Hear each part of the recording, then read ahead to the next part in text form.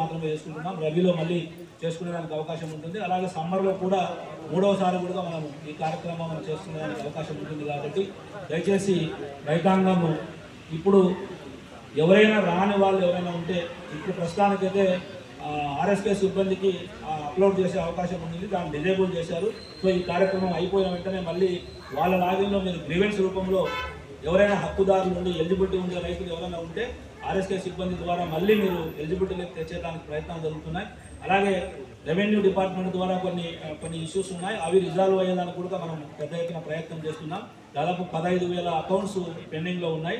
Due to mutation, తర్వాత wrong Aadhaar seeding, తర్వాత joint LPMs, ఇలాంటి కొన్ని కారణాల వల్ల దాదాపు ఒక 15,000 మంది ఇనెలిజిబిలిటీలోకి ఉన్నారు. సో వాళ్ళకు కూడా మనం సెకండ్ ఇన్స్టాల్మెంట్లో ఎలిజిబిలిటీలోకి తెచ్చేదానికి గవర్నమెంట్ ఈ ప్రోగ్రామ్ అయిపోయిన వెంటనే వ్యవసాయ శాఖ ద్వారా గ్రీవెన్సెస్ అప్లోడ్ చేసేదానికి మీ ఆర్ఎస్కే సిబ్బంది ఎవరైతే ఉన్నారో వాళ్ళ లాగిన్లో మీరు గ్రీవెన్సెస్ రైజ్ చేసుకుంటే దాన్ని ఎలిజిబిలిటీలోకి తెచ్చేదానికి గవర్నమెంట్ 100% ప్రయత్నం చేస్తుంది. సో ఇలా చేసుకుంటూ పోతే మనకు అన్ని సమస్యలు పరిష్కారం అవుతాయి. అలాగే ఈ క్రాప్ అనేది మ్యాండేటరీ. ప్రతి రైతు పంట వేసిన ప్రతి రైతు పంట నమోదు కార్యక్రమాన్ని చేసుకోవాలి. అది నడుస్తూ ఉంది. ఆల్మోస్ట్ అన్ని ఆర్ఎస్కేల సిబ్బందిని ఏర్పాటు చేశాం కాబట్టి ఈ క్రాప్ బుకింగ్ అనేది చేసుకోవాలి. At the same time eKYC కూడా చేసుకోవాలి. సో భవిష్యత్తులో ప్రభుత్వం నుంచి ఏ రాయితీ రావాలన్నా కూడా ఈ క్రాప్ బుకింగ్ అనేది మ్యాండేటరీ. సో దయచేసి రైతులు ఈ విషయాన్ని మీరు గమనించుకొని ఈ క్రాప్ బుకింగ్లో వ్యవసాయ శాఖతో సహకరించి ఈ కార్యక్రమాన్ని విజయవంతం చేయవలసిందిగా రిక్వెస్ట్ చేస్తూ ఈ అవకాశం ఇచ్చిన మీ అందరికీ నా హృదయపూర్వక ధన్యవాదాలు తెలియజేసుకుంటూ థ్యాంక్ యూ. हेरा फेरी नहीं, सीधे ये पैसे किसानों के खाते में पहुंचे।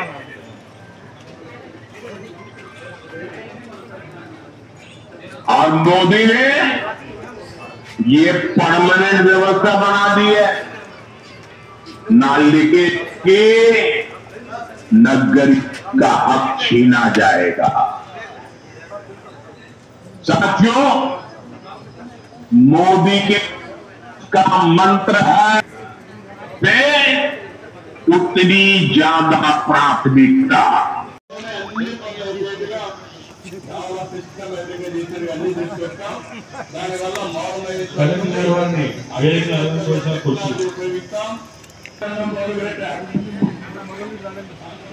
కూర్చోండి 10 నిమిషాలు.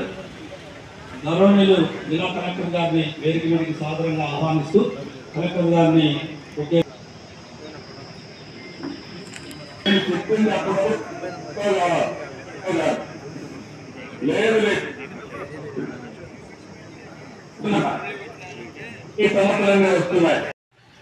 రెండోసార్లు అధికారులు ఉన్నారు, మూడోసారిలో అధికారానికి వచ్చారు, 4వసారి కూడా వస్తారు. సింధు బొట్టు తెరిచేశారు. అలాంటి టెర్రరిస్టుల్ని అంతం చేసిన పార్టీ ఎన్డీఏ, అంతం చేసిన వ్యక్తి నరేంద్ర మోడీ గారని చెప్పి మరొకసారి విజ్ఞప్తి చేస్తున్నాం. అయితే ఆ రోజు ఒక మాట చెప్పాను, నేను సూపర్ 6 అని తీసుకొచ్చాను. కార్యకర్తలు ఇంటింటికి వచ్చారు, ఏం చేస్తామో చెప్పారు. అయితే గత ప్రభుత్వం ఆర్థిక విధ్వంసం చేసింది, చాలా సమస్యలు వచ్చాయి. కానీ నాకు దృఢ సంకల్పం ఉంది, ఎట్టి పరిస్థితిలో ఇచ్చిన మాట నిలబెట్టుకోవాలని ఎన్ని కష్టాలున్నా సూపర్ 6 అమలు చేస్తున్నామని మరొక్కసారి మీకు విజ్ఞప్తి చేస్తున్నా. నంద్యాల వరదరాజు రెడ్డి గారికి, అలాగే వేదికను అలంకరించినటువంటి గ్రామ సర్పంచ్కి, అలాగే పెద్దలకి, అధికారులకి అందరికీ కూడా నా హృదయపూర్వకమైనటువంటి ధన్యవాదాలు తెలియజేస్తున్నాను. అలాగే ఈ కార్యక్రమానికి విచ్చేసినటువంటి రైతు సోదరులందరికీ కూడా నా హృదయపూర్వకమైనటువంటి అభినందనలు తెలియజేస్తున్నాను. ఈరోజు చాలా ముఖ్యమైనటువంటి రోజు. రైతుకి సహాయంగా పెట్టుబడిలో భాగంగా ప్రభుత్వం ప్రతి రైతుకి, అంటే 10 సెంట్లు పైన ఉన్నటువంటి ప్రతి రైతు కుటుంబానికి కూడా ఈరోజు ప్రభుత్వం తరఫున 20,000 రూపాయలు శాంక్షన్ చేయడమే కాకుండా మొదటి విడత డబ్బుని ఈరోజు గౌరవ ముఖ్యమంత్రి గారు అలాగే ప్రధానమంత్రి గారి చేతుల మీదుగా మీ అకౌంట్లో జమ చేయడం జరుగుతూ ఉంది. ఈరోజు ఈ యొక్క సహాయం ఏదైతే ఉందో అది మీరు దేనికైనా కూడా దాన్ని ఖర్చు పెట్టుకోవచ్చు. ఎందుకంటే ప్రభుత్వం 2 రకాలుగా సాయం అందిస్తుంటుంది. కొన్ని వస్తు రూపాయన ఇస్తుంటుంది, ఇది నగదు రూపాయన ఇచ్చే సాయం. వస్తు రూపాయన ఇచ్చేది మీరు చూస్తుంటారు, మీకు విత్తనాలు కానివ్వండి, ఎరువులు కానివ్వండి, లేకపోతే యంత్ర సామాగ్రి కానివ్వండి, లేకపోయినట్టయితే డ్రిప్ ఇరిగేషన్ ఎక్విప్మెంట్ కానివ్వండి, కరెంట్ కానివ్వండి, ఇవన్నీ కూడా వస్తు రూపాయన ఇచ్చినటువంటి సబ్సిడీలు. దీంతో పాటు మిగతా అవసరాలకి ఉపయోగపడాలి. ఎందుకంటే ఈ వస్తువులకే కాదు, మీరు దేనికైనా ఖర్చు పెట్టుకోవచ్చు అనేటువంటి ఉద్దేశంతో ప్రభుత్వం ఈ యొక్క పథకాన్ని తీసుకురావడం జరిగింది. తద్వారా మీకు పెట్టుబడిలో సాయంగా ఉంటూ మీరు అత్యధిక దిగుబడి సాధించాలనేటువంటి ఉద్దేశంతో ఈ పథకాన్ని ప్రవేశపెట్టడం జరిగింది. ఈరోజు ఇప్పటికే మొదటి విడత అంతా కూడా మీకు జమ జరుగుతూ ఉంది. మీకు ఆల్రెడీ కొంతమందికి మెసేజ్లు కూడా వచ్చుంటాయి. సాయంకాలం రాత్రి కల్లా కూడా అందరికీ కూడా వచ్చే ఏర్పాట్లు జరిగినాయి. అయితే ఇక్కడ 2 విషయాలు గుర్తుపెట్టుకోవాలి. ఒకటి, అర్హత ఉండి ఏ రైతుకు వస్తుంది అనేటువంటిది మీకు గ్రామంలో అలాగే ఆర్ఎస్కేలో మనం పొందుపరచడం జరిగింది. మీ అందరికీ కూడా తెలుసు. ఎవరికైనా ఒకవేళ మీ పేరు లేకపోయినట్టయితే ఆ వివరాలను వెంటనే రైతు భరోసా కేంద్రాల్లో కానివ్వండి, ఇక్కడ ఉన్నటువంటి అగ్రికల్చర్ ఆఫీసర్ కానీ లేకపోతే అగ్రికల్చర్ అసిస్టెంట్ కానీ ఇచ్చినట్టయితే వాటిని సరిచూసుకుని మళ్ళా అది ఎందుకు రాలేదు, లేకపోతే ఏదైనా పొరపాటు జరిగింది అనేది సరి చేసుకుని మీకు అందజేయడం జరుగుతుంది. అయితే అలాగే కొన్ని బ్యాంక్ అకౌంట్లు మీరు నాన్ ఆపరేటివ్గా ఉండటం వల్ల, అంటే 6 నెలలు పైబడి ఏదైనా ఒక బ్యాంక్ అకౌంట్ మీరు దాంట్లో డబ్బు వేయటం కానీ తీయటం కానీ జరగకపోయినట్టయితే అది నాన్ ఆపరేటివ్గా బ్యాంకు దగ్గర నమోదై ఉంటుంది. అటువంటి బ్యాంకుల్ని మీరు ఇక్కడ జమ చేసినప్పుడు ఆ యొక్క అకౌంట్లో జమ కావు. ఎందుకంటే అది నాన్ ఆపరేటివ్గా మీ బ్యాంకు వాళ్ళు చేసుంటారు. అలాంటిది ఏదైనా ఉన్నట్టయితే ఒకసారి మీ బ్యాంకుకు వెళ్ళి అక్కడ మీ వివరాలు ఇచ్చి మళ్ళీ దాన్ని యాక్టివేట్ చేసుకున్నట్టయితే మళ్ళీ వెంటనే ఈ సొమ్ము మీకు పడటం కూడా జరుగుతుంది. అలాగే ఏదైనా సమస్య ఉన్నట్టయితే రేపటి నుంచి ప్రత్యేకమైనటువంటి డ్రైవ్ కూడా జరుగుతుంది. దాంట్లో ఎవరికైనా రాకపోయినా కూడా ఏదైనా ఇబ్బంది ఉన్నా కూడా ఒక దరఖాస్తు రూపాయలు ఇచ్చినట్టయితే వాటిని పూర్తిగా పరిశీలించి వాటిని కూడా మనం సరిచేసేటట్టు ఏర్పాటు చేస్తామని చెప్పేసి తెలియజేసుకుంటున్నాను. ఈరోజు మన జిల్లాలో చూసుకున్నట్టయితే సుమారుగా 1,97,000 మంది రైతు కుటుంబాలకి 138 కోట్ల రూపాయలు ఈరోజు ఈ పథకం ద్వారా సాయం అందుతూ ఉంది. దీన్ని సక్రమంగా మీరు ఉపయోగించుకొని ఇందాక గౌరవ ముఖ్యమంత్రి గారు మీ అందరికీ కూడా కొన్ని ప్రాథమికమైనటువంటి సూచనలు చేస్తున్నారు. ఇవాళ మీరు మన కడప జిల్లాలోనే చూసుకున్నట్టయితే సుమారుగా 2 లక్షల ఎకరాల్లో ఇవాళ డ్రిప్ ఇరిగేషన్లో సాగు చేసుకుంటున్నారు. ఎందుకు పనికి రావాలనుకున్నటువంటి భూముల్లో ఈరోజు సస్యశ్యామలం చేసుకొని అత్యంత దిగుబడులు సాధిస్తున్నారు. ఇవాళ మన పక్క మండలాలు కానీ పక్క కాన్స్టిట్యున్సీలో కానీ చూసినట్టయితే ఇవాళ హార్టికల్చర్ పైన 1 ఎకరానికి 2 లక్షల రూపాయల నుంచి 8 లక్షల రూపాయల వరకు ఆదాయం తీసుకున్నటువంటి రైతులు కోకొల్లలు ఉన్నారు. వాస్తవం కాదా? పులివెందుల కాన్స్టిట్యున్సీలో కానీ లేకపోతే జమ్మలమడుగులో కానీ ఇటు బద్వేల్లో కానీ లేకపోతే కమలాపురంలో కానీ హార్టికల్చర్ పంట వేస్తున్నటువంటి రైతులు ఆదాయాన్ని పెంచుకోగలుగుతున్నారు. అలాగే హార్టికల్చర్ పంట మనకి చీడపీడలకు తక్కువగా ఉంటాయి. అలాగే ఎక్కువగా పెట్టుబడి అవసరం ఉండదు. అలాగే మీరు మీరు హార్టికల్చర్ పంట పెట్టుకోవడానికి కావలసినటువంటి మొత్తం 3 సంవత్సరాల మెయింటెనెన్స్ తో సహా ఈరోజు ప్రభుత్వం సబ్సిడీ రూపాయన ఇస్తూ ఉంది. దానికి ఇన్ని ఎకరాలు ఇస్తారు లేదా ఇంతమందికి ఇస్తారు అనేటువంటి టార్గెట్లు కూడా లేవు. ఎంతమంది రైతులు కావాలంటే అంతమందికి ఇచ్చే విధానం ఉంది. అలాగే 90% సబ్సిడీతో డ్రిప్ ఇరిగేషన్ అందుబాటులోకి వచ్చింది. వీటిని ఉపయోగించుకోండి. మీరు ట్రెడిషనల్గా పంటలు ఏవైతే ఉన్నాయో దాంట్లో ఒక స్థిరత్వం వచ్చేసింది.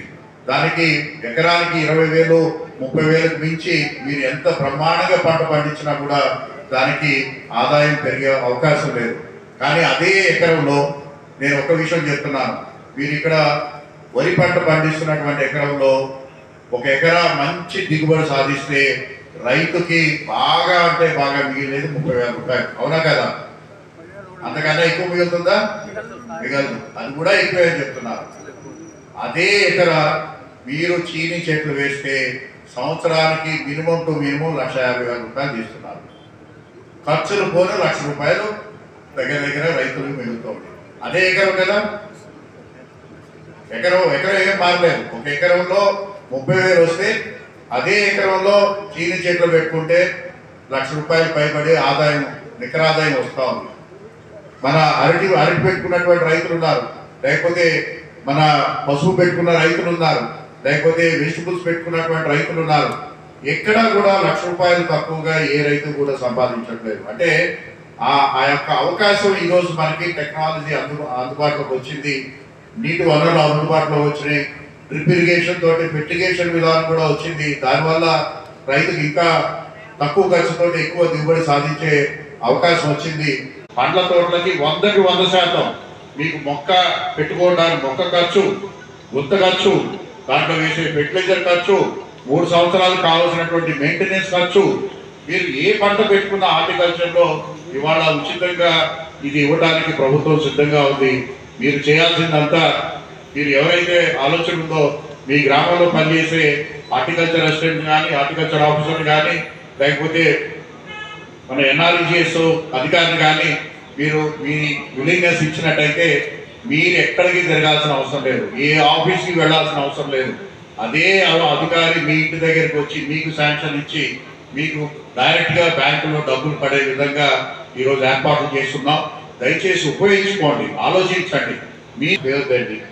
ఇది నా వైపు నుంచి మీ అందరినీ కోరుకునేది. అలాగే ప్రభుత్వం ఇస్తున్నటువంటి సాయాన్ని ప్రతి ఒక్కరు కూడా ఉపయోగించుకోండి. అలాగే ఏదైనా సమస్యలు ఉన్నట్టయితే ఇమ్మీడియట్గా మా దృష్టి తీసుకురండి. వెంటనే ఎవరికైనా అంటే చెక్ పడకపోయినా, డబ్బు పడకపోయినా, లేకపోతే ఏదైనా సమస్యలు ఉన్నా అవి వెంటనే ఇస్తామని చెప్పేసి తెలియజేసుకుంటూ ఈ అవకాశం ఇచ్చినటువంటి పెద్దలు ఎమ్మెల్యే గారికి నా హృదయపూర్వకమైనటువంటి ధన్యవాదాలు తెలియజేసుకుంటాను. నమస్కారం. వేదిక మీద ఉన్నటువంటి పెద్దలు, ఈరోజు సమావేశానికి హాజరైన ప్రతి ఒక్కరికి హృదయపూర్వక నమస్కారం తెలియజేస్తున్నాం. ఈరోజు అన్నదాత సుఖీభవ ప్రారంభోత్సవం చేసేదానికి పొద్దుటూరుకి వచ్చిన, నియోజకవర్గానికి వచ్చిన మన కలెక్టర్ గారికి ప్రత్యేక ధన్యవాదాలు తెలియజేస్తున్నాం. మరి భారతదేశం మొత్తం మీద ఈ కార్యక్రమం జరుగుతూ ఉంది. భారతదేశంలో మన ప్రధానమంత్రి గారు, మన రాష్ట్రంలో ముఖ్యమంత్రి గారు ఈ లాంచ్ చేయడం జరిగింది. కాబట్టి రైతులందరూ కూడా మనం ఆలోచించుకొని మనం పాత పంటలకే అలవాటు పడే ధోరణి వదిలిపెట్టేసి, నాకు తెలిసి పులివెందుల ఏరియాలో చాలామంది నాకు మిత్రులు ఉంటారు. ఒక్కొక్కరు 7 లక్షలు 8 లక్షలు. అసలు పులివెందుల మార్కెట్ ఒక అరటి, చీని ఒక పెద్ద మార్కెట్ అయిపోయింది. ఒక 20 సంవత్సరాల ముందర ఏం లేదు.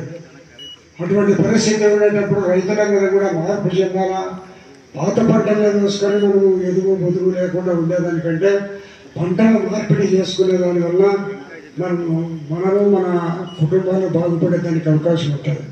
కాబట్టి ఈరోజు మన కలెక్టర్ గారు ఈ అన్నదాత సుఖీభవ కార్యక్రమానికి మన పొద్దుటూరికి వచ్చి ప్రారంభోత్సవం చేసిన దానికి కలెక్టర్ గారికి ప్రత్యేకమైన ధన్యవాదాలు తెలియజేస్తూ, ఏదైతే మా గౌరవ ముఖ్యమంత్రి చంద్రబాబు నాయుడు గారు ఎన్నికల్లో చెప్పినారో సూపర్ 6 పథకం ప్రతి ఒక్కటి కూడా నెరవేరుస్తాము. ప్రతి ఒక్కటి కూడా మహారాష్ట్ర 15 నుంచి బస్సులు కూడా పెడుతున్నారు. వాళ్ళు మాట్లాడుతుంటారు సూపర్ 6 చేస్తారు, ఏం చేశారు అక్కడ చేయలేదేమో చెప్పండి. మీరు చెప్పకుండా అన్నిటి కొన్ని 10ల సంఖ్యలో చేస్తున్నాం మేము. మా పార్టీకి ఒక స్థిరత్వం ఉంది, ఒక కట్టుబాటు ఉంది, ఒక విజన్ ఉంది. ఏదైనా ఒకసారి మన ముఖ్యమంత్రి గారు చెప్పి కమెంట్ అయినాడంటే దాని మీద నిలబడతాడు. వేరే వాళ్ళ మాదిరిగా లేవు, ఏదో చెప్పినప్పుడు ఎన్నికల్లో అయిపోయింది సరిపోయింది అనుకునే ముఖ్యమంత్రి గారు కాదు. కాబట్టి ఈ ఆంధ్రప్రదేశ్ ప్రజలందరూ కూడా గతంలో ఉండబోయిన ప్రభుత్వాన్ని ఎలాంటి ఎదుగుబుదుగు లేకుండా, రాష్ట్ర అభివృద్ధి లేకుండా కేవలం సంపాదన కోసం ఏర్పడిన ప్రభుత్వాన్ని దించేసి తెలుగుదేశం ప్రభుత్వం, కూటమి ప్రభుత్వం ఎన్నుకునే వల్ల ఈరోజు ఈ పథకాలన్నీ ప్రజలకు వస్తున్నాయి. కాబట్టి దయచేసి ఎవరు మంచి చేస్తున్నారు, ఎవరు ప్రజలకు నష్టం చేసే ప్రభుత్వం లేదని ఆలోచించండి. మా ప్రభుత్వం ఎప్పటికీ కూడా నిరంతరము మా ముఖ్యమంత్రి గారు 16 గంటలు పనిచేస్తారు. ఎవరు ఉన్నారో భారతదేశంలో ఇటువంటి ముఖ్యమంత్రి. ఈరోజు దర్శి రేపు నిరంతరము నెలలో 25 రోజుల పర్యటన చేసి ప్రజలకు నిరంతరం అందుబాటులో ఉండి రాష్ట్ర అభివృద్ధినే దృష్టిలో పెట్టుకొని కష్టపడే మన ముఖ్యమంత్రి గారిని గుర్తుపెట్టుకోవాల్సిందిగా కోరుకుంటూ, ఒక విజన్ ఉండబడిన నాయకుడు. ఇప్పుడు దాదాపు ఆయన 1978లో ముఖ్యమంత్రి అయినారు. నేను 1985లో నేను ఎమ్మెల్యే అయినా. ఆయన ఎమ్మెల్యే అయినారు, నేను ఎమ్మెల్యే అయినా. దాదాపు 40 సంవత్సరాలు 42 సంవత్సరాలు ఆయనతో అనుబంధం ఉంది. నేను ఏ పార్టీలో ఉండబడినా కనుకున్నప్పుడు ప్రేమగా పిలిచి మాట్లాడేవాడు. కాబట్టి మనసున్న మంచి నాయకుడు. ఈ రాష్ట్రాన్ని అభివృద్ధి పథంలో తీసుకొని పోవాలని నిరంతరము తపన పడే మన ముఖ్యమంత్రి గారిని గుర్తుపెట్టుకొని ఇంకా కొంతకాలం ఉంటే రాష్ట్రం అభివృద్ధి చెందుతుందనే ఆలోచనతో మనం అందరము మన దృక్పథంలో మనం అందరం ముందుకు పోవాలని కోరుకుంటూ, ఈరోజు ఇందాక మనం చూసినాం దర్శిలో సుమారు 11 గంటల నుంచి ఉన్నాడు. ఎండలో ఉండి ఇప్పుడే మనం ప్రసంగాన్ని పూర్తి చేసుకున్న తర్వాతనే మళ్ళీ మనం వేరే కార్యక్రమం మనం ముందు పెట్టుకున్నాం. కాబట్టి దయచేసి వీళ్ళందరూ కూడా మన అభివృద్ధి, రాష్ట్రం ఎవరి వల్ల అభివృద్ధి అవుతుందనేది మనం అందరం ఆలోచించుకొని భవిష్యత్తులో అటువంటి వారిని మనం ఆదరించి మనం ఈ ఆంధ్రప్రదేశ్ అభివృద్ధి పథకంలో నడిపించాల్సిన బాధ్యత మన అందరి మీద గుర్తుపెట్టుకోవాల్సిన కోరుకుంటూ, హార్టికల్చర్ మారండి. ఎన్నో రకాలమైన పాత పంటలని మారినాను, కొత్త పంటలు చూస్తున్నాను. మారండి. మారిన దానివల్ల ఈ వరిలో వచ్చే లాభం కంటే హార్టికల్చర్లో మాత్రం కూడా తక్కువ రాదు. కొన్ని పదుల సంఖ్య ఎక్కువగానే లాభం వస్తుంది. కాబట్టి ఆలోచించి మారాల్సిందిగా కోరుకుంటూ, మనం ఈరోజు ఈ అన్నదాత సుఖీభవ లాంచ్ చేసి దానికి వచ్చిన మన కలెక్టర్ గారికి ప్రత్యేకమైన ధన్యవాదాలు తెలియజేస్తూ మీ అందరికీ సెలవు తీసుకుంటాం.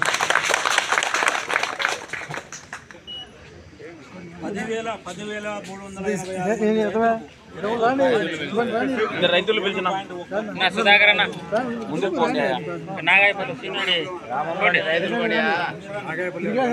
ఎన్నికి రా అందరూ వస్తారు. సైడ్ సైడ్ బాలయ్య అవ్వాలండు రామంలోనే రైతులు కూడా చిన్నయ్య